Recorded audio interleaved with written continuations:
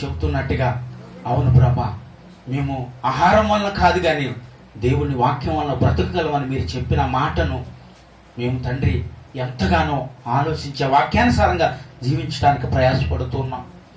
మరి అనేకులు ఈ వాక్యాన్ని విని వాళ్ళ హృదయాలు మార్చుకుని, వాళ్ళ ఆలోచనలు మార్చుకుని, వాళ్ళ తలాంతులు మార్చుకుని నిన్ను అంగీకరించే బ్రతుకు, ఆలోచన, తలాంతులు ప్రతి ఒక్కరికి దయచేయమని ప్రార్థించి వేడుకొనుచున్నాను తండ్రి. ఆమేన్. దేవునికి స్తోత్రం. హల్లెలూయా. ఇక్కడ దేవుడు వాక్యము మనతో మాట్లాడుతూ ఉంది. అయితే ఇక్కడ మోషే ఐగుప్తు ప్రజలందరినీ కూడా ఏం చేస్తారండి, నడిపించుకుని వచ్చినప్పుడు ఈ మోషే దేవుడితో మాట్లాడటానికి, దేవుడి ఇచ్చిన ఒక ఆజ్ఞలను తీసుకురావటానికి మోషే కొండ మీదకి వెళ్ళారు.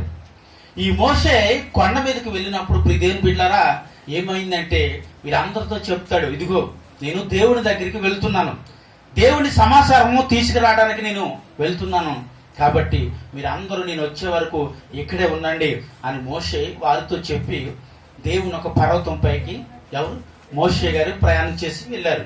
అయితే మోషే గారు ప్రయాణం చేసి వెళ్ళి అక్కడ ఎన్ని రోజులు, ఇంచుమించు 40 రోజులు దేవునితో సహవాసంలో ఏం చేస్తారండి చెప్పండి, ఉపవాసం ఉండిపోయారు. ఎందుకంటే అక్కడ త్రాగటానికి కూడా మంచినీళ్ళు లేవని బైబిల్లో రాయబడింది. అయితే ఆ ఒక తినటానికి ఆహారం లేదు, త్రాగటానికి మంచినీళ్ళు కూడా అక్కడ దొరకలేని స్థలంలో దేవుడు మోషేతో సహవాసం చేసి, అంటే దేవునితో ఉన్న ఆ సహవాసంలో మోషేగా ఏమీ అవసరం లేదు, అవునంటారా? మోషేగా అక్కడ ఆకలే మోషేకి తెలియ ఉండదు. ఎందుకంటే అక్కడ సహవాసం ఎవరితో ఉందో తెలుసా? దేవునితో ఉంది. ఎవరు సహవాసము? మోషే సహవాసం దేవునితో చేస్తా ఉన్నాడు. అయితే ఈ కిందనున్న ఈ ఇశ్రాయేలు ప్రజలు అంటున్నారు, ఐగుప్తు నుండి మనం నడిపించుకు తీసుకొచ్చిన ఈ మోషే ఏమయ్యాడు? మనకి ఎవరు నడిపించుకుని తీసుకొచ్చారు అంటే ఇది వాళ్ళ అజ్ఞానం అని నేను అంటున్నాను. ఎందుకంటే ఐగుప్తు నుంచి నడిపించి తీసుకొచ్చింది ఎవరు? యెహోవా దేవుడు ఏం చేశాడంటే మోషే గారిని ప్రధానుడుగా నిలబెట్టి ఆ ఇశ్రాయేలు ప్రజలందరినీ కూడా ఏం చేశాడు, ఐగుప్తు నుండి నడిపించడానికి మోషేని దేవుడు వాడుకున్నాడు. కానీ నడిపించింది ఎవరయ్యా అంటే ఎవరండి? యెహోవా వీరందరినీ నడిపించి తోలుకుని వచ్చాడు. అయితే వీరందరూ కూడా ఏం చేశారంటే, ఇదిగో ఈ మోషే ఎక్కడికి వెళ్ళాడో తెలీదు, ఉన్నాడో లేడో కూడా, చచ్చిపోయాడో కూడా మనకు తెలీదు. కాబట్టి ఎన్నాలని మోషే కొరకు మనం ఎదురు చూడాలి, ఎన్నాలని మనం ఇక్కడే ఉండిపోవాలి, మోషేకి రాడు అని అహరోనును వారిని ఏం చేస్తారంటే లేచి ఇక్కడ నుండి నడిచి మరలా మేము ఐగుప్తుకు వెళ్ళుటకు మాకు ఒక దేవత కావాలి, మాకు ఒక విగ్రహము కావాలి, కాబట్టి అహరోను మా కొరకు ఒక విగ్రహాన్ని సిద్ధము చేయమన్నప్పుడు అహరోను ఏం చేస్తాడండి, నీ భార్యలను నీ యొక్క కుమార్తెను ఉన్న ఆ చెవు పోగులు వాటన్నిటిని తీసుకుని నా యొక్కకు రండి, నేను మీకు విగ్రహాన్ని చేసి ఇస్తాను, మరలా మీరు ఎక్కడి నుంచి వచ్చారో అక్కడికి వెళ్ళిపోండి అని అహరోను ఏం చేస్తాడండి, వాటన్నిటిని తీసుకుని అక్కడ దూడ బొమ్మ రూపం కలిగిన ఒక విగ్రహాన్ని మోషే అహరోను తయారు చేశాడు. అయితే వీరు అజ్ఞానంలో ఉన్న ఈ ప్రజలు ఏం చేశారంటే నడిపించిన దేవుడు ఎవరో తెలియక, తోలుకొచ్చిన దేవుడు ఎవరో తెలియక, విడిపించిన నాదుడు ఎవరో తెలియక అజ్ఞానముతో వీరు ఏం చేస్తారండి, ఆ విగ్రహాన్ని పూజించడానికి ఆ విగ్రహాన్ని తయారు చేసుకుని వారు ఇష్టం వచ్చిన జీవితాన్ని జీవిస్తూ ఉన్నారు. ఇక్కడ మోషేకి ఏం చేస్తాం తెలుసా, ఆ శబ్దము మోషేకి వినిపిస్తూ ఉంది. అంటే వీరు చేసిన పాపపు కార్యాలు, వీరు చేసే భయంకరమైన కార్యాలు, ఆ ఒక భయంకరమైన శబ్దములు స్వయంగా ఎవరికి వినిపిస్తుందో తెలుసా? దేవునికి వినిపించేస్తూ ఉన్నాయి. చూడండి, ఆ మాట చూసి మనం ముందుకు వెళ్ళిపోదాం. చూడండి, 4వ వచనం చదువమ్మా. అతడు వారి యొద్ద వాటిని తీసుకొని పోగారతో రూపమును ఏర్పరిచి దానిని తోట పోసిన దూడగా చేసెను. అప్పుడు వారు ఓ ఇశ్రాయేలు, ఐగుప్తు దేశము నుండి నిన్ను రప్పించిన దేవునికి స్తోత్రం. వీరేమంటున్నారంటే ఐగుప్తు నుండి కూడా మనం తీసుకొచ్చింది ఎవరయ్యా అంటే ఇదిగో ఇదే మళ్ళీ అక్కడి నుంచి ఇక్కడి వరకు నడిపించింది ఎవరంట? ఈ దేవుడే మనం తీసుకొచ్చాడు. మళ్ళా ఈ దేవుడే మనల్ని ఎక్కడికి తీసుకెళ్తాడు చెప్పండి? ఏమంటే ఎక్కడికంట? ఐగుప్తుకి వెళ్ళిపోదాం. ఎందుకంటే మరలా ఈ దేవుడు మన ఎక్కడ తీసుకెళ్లిపోతాడు అంటే ఐగుప్తుకి తీసుకెళ్ళిపోతాడని వాళ్ళ ఇష్టం వచ్చినట్టు ఒకరితో ఒకరు మాట్లాడుకుంటుంటే, ప్రియదేవుని బిడ్డలారా, దేవుని యొక్క ఆలోచన, దేవుడి యొక్క వేదన ఎలా ఉంటుందంటారు? ఇంత శ్రమపడి దేవుడు వీళ్ళు ఇన్ని ఏళ్ల నుండి చేస్తున్న ఈ ప్రార్థనకు ప్రతిఫలంగా మోషేని నిలబెట్టి ఇంత ప్రయాణంలో వారిని తోలుకొచ్చిన ఆ ప్రజలు సహాయం చేసిన దేవుని కాదని ఏం చేశారంటే మరలా తిరిగి ఐగుప్తు, చెప్పండి, ఐగుప్తు దేనికి సాదృశ్యంగా ఉందో చెప్పమంటారు? ఇప్పుడు లోకానికి సాదృశ్యం. దేవునికి స్తోత్రం, హల్లెలూయా. లోకానికి సాదృశ్యంగా ఉంది ఐగుప్తు. అయితే ఏం చేయబడింది తెలుసా? తిరిగి వెళ్ళటం అంటే ఏంటి? మళ్ళా నువ్వు చెప్పండి లోకములోనికి వెళ్ళిపోతున్నాడు. ఎందుకు తెలుసా? నిన్ను రక్షించిన దేవుడు ఎవరో నువ్వు తెలుసుకోలేక, నీకు రక్షణ ఇచ్చిన దేవుడు ఎవరో నువ్వు తెలుసుకోలేక, నిన్ను ఎంతకాలం నడిపించిన దేవుడు ఎవరో తెలుసుకోలేక మరలా నువ్వేం చేయబడ్డావు తెలుసా? నువ్వు చెప్పండి ఎక్కడి నుంచి మరలా వచ్చామో మళ్ళీ అక్కడికే వెళ్ళాలని మనం ఏం చేస్తున్నాం అంట చెప్పండి. నిజమండి, చాలా మంది ఈరోజు అదే పరిస్థితిలో ఉంటున్నారు. చాలా మంది వాళ్ళ జీవితాల్లో ఏదో కార్యం జరగక ఏం చేస్తున్నారు? మళ్ళా వాళ్ళు ఏం చేస్తున్నారు తెలుసా? దేవుని యొద్ద నుండి జారి పడి వచ్చిన స్థలాన్ని ఎత్తుక్కుని మళ్ళీ ఏం చేస్తున్నారు తెలుసా? వెళ్ళిపోతున్నారు. ఈరోజు లోకంలోకి వెళ్ళిపోతున్నారు. ఈరోజు రక్షణ పొందిన కుటుంబాలను నేను చూస్తున్నాను, ప్రార్థిస్తున్నాను. ఈరోజు వాళ్ళ కొరకు నేను రక్షణ పొంది వాళ్ళు మళ్ళా ఈరోజు పూజలు చేస్తున్నారు, విగ్రహాలకు మొక్కుతున్నారు. ఇదిగో ఐగుప్తు నడిపించిన దేవత ఇదే అని వీళ్ళు ఏ మూర్ఖత్వపు జీవితాన్ని జీవిస్తున్నారో అలాంటి మూర్ఖత్వపు జీవితాన్ని జీవిస్తున్న వాడిని ఈరోజు నేను చూస్తావు. మనం చూడండి, ఎందుకో తెలుసా? నీకు ఆదరణ కనికరంతో నింపి ఈరోజు నీ అక్కర్లన్నీ తీర్చి ఇంతగా నిన్ను తోలుకొచ్చిన ఆ దేవుడు ఈరోజు నీ జీవితంలో ఏదో జరగలేదన్న దేవుడు కాదంటున్నావా? లేదు లేదు, నీ జీవితంలో కార్యం చేసే దేవుడైనా కనుక ఇదిగో ఆ మరలా ఐగుప్తు ప్రజల వల్లే మళ్ళా ఇశ్రాయేలు వలె తిరిగి మళ్ళా నువ్వు వచ్చిన స్థలముకు వెళ్ళాలని నువ్వు ఏమనుకోకూడదు. ఆ ఒక మైండ్ కూడా నీలోనికి రాకూడదు. ఎందుకో తెలుసా? ఎన్ని సంవత్సరాల పాటు ప్రార్థిస్తే ప్రార్థనకు ప్రతిఫలమే మోషే. హల్లెలూయా. ప్రార్థనకు ప్రతిఫలమే మోషే. ఆ మోషేని దేవుడు తీసుకొచ్చి, అయ్యా నా ఒక నాలిక సరిలేదయ్యా, నా నోటి మాట సరిలేదయ్యా, ఈ ఇశ్రాయేలు ప్రజలతో లేకపోతే ఇగో ఆ రాజుతో నేను మాట్లాడడానికి నాకు నోరు సరిలేనంటే వాడిని నేను మాట్లాడలేనంటే దేవుడు విడిచిపెట్టాడా? విడిచిపెట్టలేదు. ఈరోజు నువ్వంతే. ఈరోజు నేను చేయలేను, నేను ఉండలేను ప్రభు, నీ పని చేయడానికి నాకు ఏం లేదో తెలుసా? చదువు లేదయ్యా. దేవుడికి ఏదో ఒక షాకు చెప్తూనే ఉంటాం మనం. మోషే కూడా చెప్పాడు షాకులు. మోషే కూడా అన్నాడు, అయ్యో నేను మళ్ళా తిరిగి నేను ఐగుప్తుకి వెళ్ళను, అక్కడి నుంచి వచ్చా, మరలా నేను తిరిగి ఐగుప్తుకి వెళ్ళను. వెళ్ళి నేను ఏది చెప్పినా ఎవ్వడు వినడయ్యా. వింటాడు. ఎందుకు తెలుసా? ఆయన మోషేని నడిపించేది ఎవరు? ఈరోజు నిన్ను నన్ను నడిపించేది దేవుడు, ప్రజలు కాదు. ప్రియదేవుని బిడ్డలారా, ప్రజలు నడిపించరు. నువ్వు రాజులతో అధికారులతో నువ్వు మాట్లాడేటప్పుడు ఏముంటుందంట? నీలో మాట్లాడేది నీవు కాదు, నేనే నీలో ఉండి మాట్లాడతాను. హల్లెలూయా. ఎవరండి? దేవుడు మనలో ఉండి మాట్లాడతాడంట. మనం ఏమనుకుంటుంది తెలుసా? అయ్యో మనమే మాట్లాడాలి ఇవి, అయ్యో నేనే మాట్లాడాలి ఈ మాటలు, అయ్యో ఈ వాక్యమును నేనే చెప్పాలి. నీ వల్ల అవుతుందా? అవుతుంది. ఎవరు నీలో ఉండాలి అంటే దేవుడు నీలో ఉండాలి. మోషేకి మోషే అన్నాడు, ఇగో నేను నడిపించలేను ఇంతమంది ప్రజలు, నేను ఐగుప్తు నుండి నేను తీసుకురాలేనయ్యా. దేవుడు ఊరుకున్నాడా? మోషే నిన్ను నడిపించడానికి ఎవరున్నా తెలుసుకున్నా? భూమి ఆకాశమును సృష్టించిన వాడినైనా నేనున్నాను, విడిపించేవాడిని నేను. ఐగుప్తుని నా ప్రజలను నీ వెంట వచ్చేటట్టు చేసేవాడిని నేను. కాబట్టి మోషే లేమో వెళ్ళి నా ప్రజల దగ్గరికి. ఎక్కడున్నారు ఈ ప్రజలు అంటే లోకంలో ఉన్నారు. ప్రియదేవుని బిడ్డలారా, ఎక్కడున్నారు చెప్పండి? లోకములో ఉన్నారట ఈ ప్రజలంతా కూడా. లోకములో ఉన్న ఈ ప్రజల దగ్గరికి ఎవరిని పంపించాడంటే తన సేవకుడిని పంపించాడు. హల్లెలూయా. తన సేవకుడిని పంపించాడు. లోకములో నశించిపోతున్న వారిని ఏం చేశాడు తెలుసా? రక్షించడానికి దేవుడు పడుతున్న ప్రయాస ఇది. నశించిపోకూడదు.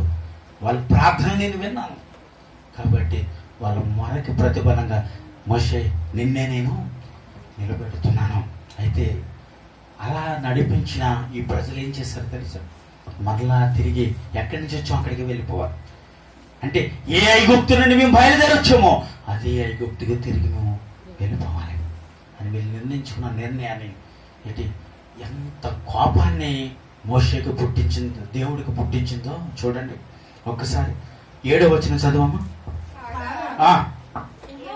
యెహోవా మోషేతో ఇట్లనెను,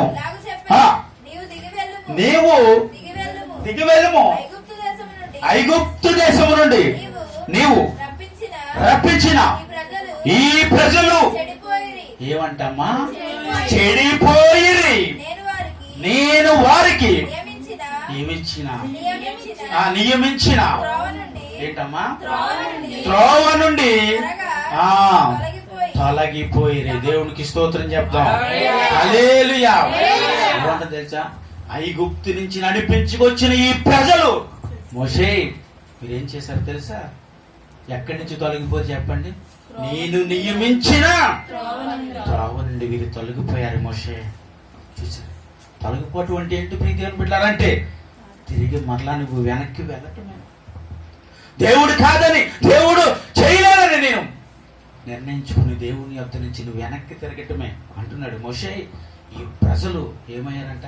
చెడిపోయారు. చూసారు. దేవుడు అంటున్నాడు ఈ ప్రజలు చెడిపోయారు మోషే. కాబట్టి వీళ్ళు ఏం చేశారు తెలుసా? నా మార్గాన్ని విడిచిపెట్టి ఏం చేశారు చెప్పండి? చెడిపోయి పడిపోయారు. అంతేనా? ఈరోజు దేవుడు మార్గమును ఎందుకు తప్పిపోతున్నాము అంటే నిజ దేవుడు ఎవరో తెలియక, ఏ దేవుణ్ణి పూజించాలో నీకు తెలియకే, ఎలా పూజించాలో తెలియకే. కానీ నువ్వు పూజించే దేవుడు ఎక్కడి నుండి తోలుకొచ్చాడు చెప్పండి? లోకము నుండి నడిపించుకొచ్చాడు మనల్ని. హల్లెలూయా. ఎక్కడి నుండి నడిపించి వచ్చాడంటండి? లోకము నుండి నడిపించుకుని వచ్చాడు నిన్ను నన్ను ఈరోజు ప్రభు. ఎందుకో తెలుసా? ఈ ఐగుప్తు దేశం లాంటి ఈ లోకములో ఇంకా ఎలాంటి వాళ్ళు ఉన్నారండి? ఇలాంటి ఇశ్రాయేలు ప్రజలు నశించిపోతే చాలా మంది ఉన్నారు. కాబట్టి ప్రతి ఒక్కొక్కరిని దేవుడు మోషేలా వాడుకునే రోజులు వస్తున్నాయి. హల్లెలూయా. ప్రతి ఒక్కరిని మోషేలా, ప్రతి ఒక్కరిని దేవుడు వాడుకుంటాడు. ప్రియ దేవుని బిడ్డలారా, లోకంలో నశించిపోతున్న వీరందరినీ రక్షించడానికి మోషేని నిలబెట్టినట్టు ఒక దినాన నిన్ను నన్ను దేవుడు నిలబెట్టబోతున్నాడు. ఆ రోజు త్వరలో వస్తుంది. నేను దేవుడి చేత రక్షింపబడి ఐగుప్తు నుండి నడిచి తొలికొచ్చిన దేవుడు, నీకు నాకు సహాయముగా ఉన్న దేవుడు. ఆయన దేవుడు కాడని అంటున్నావేమో, ఆయన నాకై సహాయం చేయలేదని అంటున్నావేమో, ఇగో నా జీవితంలో ఏ కార్యము చేయలేదని నువ్వు అంటున్నావేమో. కానీ ఈరోజు మనం ఎలా ఉన్నాం తెలుసు? దేవుని చేత ఎన్నో మహిమ కార్యాలు పొద్దున వరకు ఉన్నాం, కానీ మనం చూడలేకపోతున్నాం. చూసే నేత్రాలు మనకి లేవు. ప్రీతి బిడ్డలారా, ఎందుకు తెలుసా? మన నేత్రం లేచిబడినంట. చెప్పండి, యుగ సంబంధమైన దేవత నీ మనోనేత్రమును మూసివేసి. అందుకనే దేవుని మహిమను నువ్వు చూడలేకపోతున్నావు. తెలుసా? ఏం చూడలేకపోతున్నావు? ఇప్పుడు దేవుని సేవకుడు ప్రార్థన చేస్తూ ఉన్నాడు. ఈ ప్రార్థన చేస్తున్న సమయంలో ఆ ఒక్క సేవకుడి చుట్టూ ఎవరు వచ్చారు తెలుసా? శత్రు సైన్యం వచ్చి రథాలతో ఏం చేసింది తెలుసా? చుట్టూ ఆయన ఉన్న స్థలం అంతటిని కమ్మివేశారు. అయితే ఇక్కడ ఇతను ప్రార్థన చేస్తూ ఉన్నాడు ఈ సేవకుడు. ఆ సేవకుడి దగ్గర ఉన్న ఆ పనివాడు ఏం చేశాడు తెలుసా? బయటకు వచ్చి వాళ్ళందరినీ చూసి, అయ్యా ఈరోజు మన పరిస్థితి అయిపోయింది, ఇంకా ఇదిగో ఈరోజు వీళ్ళ చేతిలో మనం చనిపోతున్నాం, ఇంకా మనం ఉన్న స్థలం చుట్టూ అయ్యా శత్రువులు మూసివేశారయ్యా. అయితే ఈ సేవకుడు ప్రార్థన చేస్తూ అంటున్నాడు, ఇదిగో నా పనివాణి మనోనేత్రమును నీవు తెరవయా. ఎందుకో తెలుసా? అక్కడ ఉన్న కీడిని చూస్తున్నాడు కానీ అక్కడ ఉన్న మేలుని చూడలేకపోతా ఉన్నాడు. అక్కడ అపవాది చేసే క్రియను చూడగలుగుతున్నాడు కానీ దేవుని చేసే కార్యాన్ని చూడలేకపోతున్నాడు. అలా ప్రార్థించినప్పుడు బయటకు వచ్చి తాను మనోనేత్రము దేవుని చేత తెరవబడినప్పుడు చూస్తే అక్కడ ఏమున్నాయంట చెప్పండి?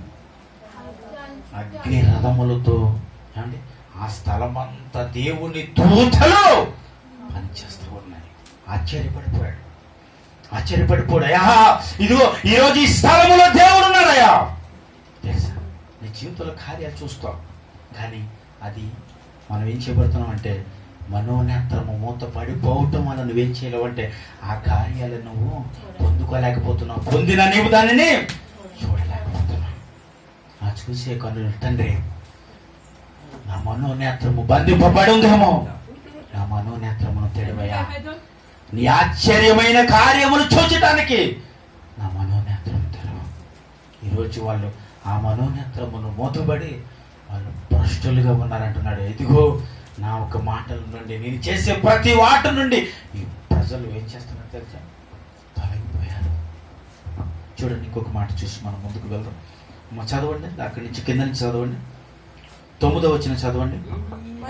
మరియు యెహోవా ఇట్లా నేను ఇలాగూ చెప్పును, నేను ఈ ప్రజలను చూసి ఉన్నాను. ఇదిగో వారు లోబడలన్నని ప్రజలు కావున నీవు ఊరకుండము, నా కోపము వారి మీద మండును. నేను వారిని కాల్చివేసి నిన్ను గొప్ప జనముగా చేసేదని మోషేతో చెప్పగా, దేవునికి స్తోత్రం. హల్లెలూయా. ఐగుప్తు నుంచి నడిపించుకు తీసుకొచ్చిన దేవుడే ఇప్పుడు ఏమన్నాడో తెలుసా? మోషే, నువ్వు ఒక్కసారి నువ్వు పక్కకు వెళ్ళు, వీరందరినీ నేను కాల్చి వేస్తున్నాను. మళ్ళీ ఇంకో మాట అంటున్నాడు, నిన్ను గొప్ప జనముగా ఏం చేస్తాను? మళ్ళీ నిన్ను గొప్ప జనముగా నేను చేస్తాను. నువ్వు జనం లేరు, నువ్వు ఆశ్చర్యపడతావేమో, కానీ నువ్వేం చేయాలో తెలుసా? ఒక్కసారి నువ్వు తప్పుకుంటే ఈ ప్రజలందరినీ నేను నాశనము చేస్తా అండి. దేవుడికి కోపం, దేవుడికి ఉగ్రత వాళ్ళ మీదకి వస్తా ఉంది. ఎందుకో తెలుసా? ఎక్కడి నుండి వచ్చారో మళ్ళీ ఆ స్థలముకు వెళ్ళిపోవటానికి చేసే ఆ ప్రయత్నము దేవునికి ఏం కలుగు చేసిందండి? కోపాన్ని కలుగు చేసింది, బాధను కలుగు చేసింది, దుఃఖాన్ని కలుగు చేసింది. నువ్వు చేసిన ప్రార్థనను బట్టి, నువ్వు చేసిన పనులను బట్టి, నువ్వు చేసిన వాటన్నిటిని బట్టి దేవుడు మంచి అనే ప్రతి పనిలోని దేవుడు నీకు తోడుగా ఉండి ఈరోజు ఆ లోకము నుండి నిన్ను విడిపించి దేవుని రాజ్యములో పనికొచ్చి ఒక బిడ్డలుగా, ఒక కుమార్తెగా, కుమారుడిగా నిన్ను నిలబెట్టిన స్థలము కాదని మరలా నువ్వేం చేస్తావునో తెలుసా? మళ్ళా ఐగుప్తు వైపు మరలా ఏం చేస్తావునట? వెనక్కి తిరిగి నువ్వు చూస్తుంటే నిన్ను పోషించుచున్న దేవుడు, నిన్ను ఆదరించుచున్న దేవుడు నీకు ప్రతి సమయంలోని ప్రతి ఒక్క కార్యాలలోనే సహాయం చేసే దేవుడు ఏమవుతాడండి? దుఃఖిస్తాడా? బాధపడతాడంటారా? కోపము రావటం తప్పంటారా? కాదండి. ఎందుకు తెలుసా? ఎన్ని కార్యాలు చూసినా ఈ ప్రజలు మరలా ఏంటి ఈ లోకాన్ని చూస్తూ, మరలా ఏంటి ఈ లోకములో ఉన్న వాటిని పూజిస్తూ, ఏంటి మరలా నాకు విరుద్ధంగా మారిపోయి ఈ ప్రజలను ఎలా నేను ఐగుప్తు నుండి ఈ కానానుకు ఎలా నేను నడిపించగలను? తెలుసా? నడిపిస్తున్నాడు దేవుడు, కానీ మనమే నడవలేకపోతున్నాం. అంతేనా? నడిపిస్తున్నాడు దేవుడు. ప్రతి విషయంలోని దేవుడు నిన్ను నడిపిస్తున్నాడు. ఏ విషయంలోని దేవుడు నిన్ను విడిచిపెట్టలేదు కదా?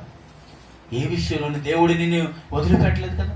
నువ్వు అనుకుంటున్నావు, అయ్యో దేవుడు ఉన్నాడు కాబట్టి ఈ కార్యం నేను చూశానని ఎన్నోసార్లు నువ్వు అన్నావుగా దేవుడితో, కానీ అది మర్చిపోయావా? ఈరోజు అది మరసి ఈరోజు మళ్ళా లోకం వైపు నువ్వు చూస్తున్నావా? లేదు ప్రభా, నువ్వు నా జీవితంలో నువ్వు ఎన్నో చేసావయ్యా, నేను ఎన్నో కార్యాలు చూసి మరలా నేను తిరిగితే నా జీవితం